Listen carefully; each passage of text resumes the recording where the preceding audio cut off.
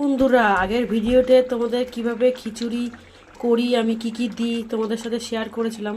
এখন জাস্ট গরম গরম খিচুড়িটা হচ্ছে গোবিন্দভোগ চাল ডাল সবজি দিয়ে, ফুলকপি দিয়ে, কতটা লোভনীয় হয়েছে তোমরাই দেখো। প্রচণ্ড শরীর খারাপ, মেডিসিন খেয়ে এইটুকু করছি। এই দেখো ফুলকপিটা, বরবটি দিয়েছি, আলু দিয়েছি, টমেটো দিয়েছি, ঠিক আছে।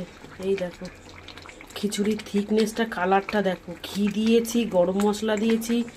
আমি এইভাবে খিচুড়ি করি, দারুণ লাগবে খেতে। এর বেশি আমি আর কিছু করতে পারছি না বন্ধুরা, প্রচণ্ড শরীর খারাপ, মাথা তুলতে পারছি না, মাথায় কফ বসেছে।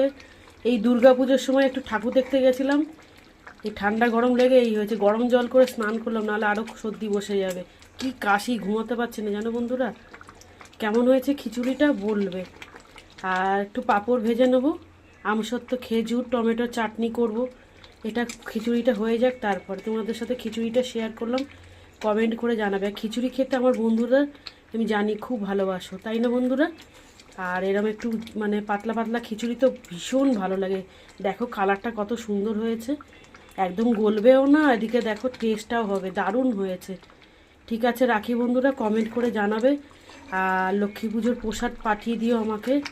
আমাদের ঘরে লক্ষ্মী পুজো করেছে, তোমাদের সাথে ভিডিওটা পরে শেয়ার করব।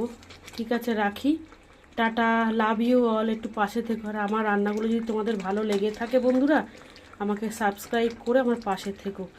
তোমাদের ছাড়া আমি একদম চলতে পারবো না। দেখো ফুলকপিগুলো কিন্তু গলেনি, গোটা গোটা আছে, আর ফুলকপির ভীষণ ভালো গন্ধ বেরোচ্ছে বন্ধুরা। ফুলকপি খেতে আমার ভীষণ ভালো লাগে, গ্যাসের প্রবলেমের জন্য খাই না। রাখলাম, ঠিক আছে, একদম ঘন হয়ে যাবে, এটা ঢাকা দিয়ে রাখি 10 মিনিট, তারপরে সার্ভ করে দেবো।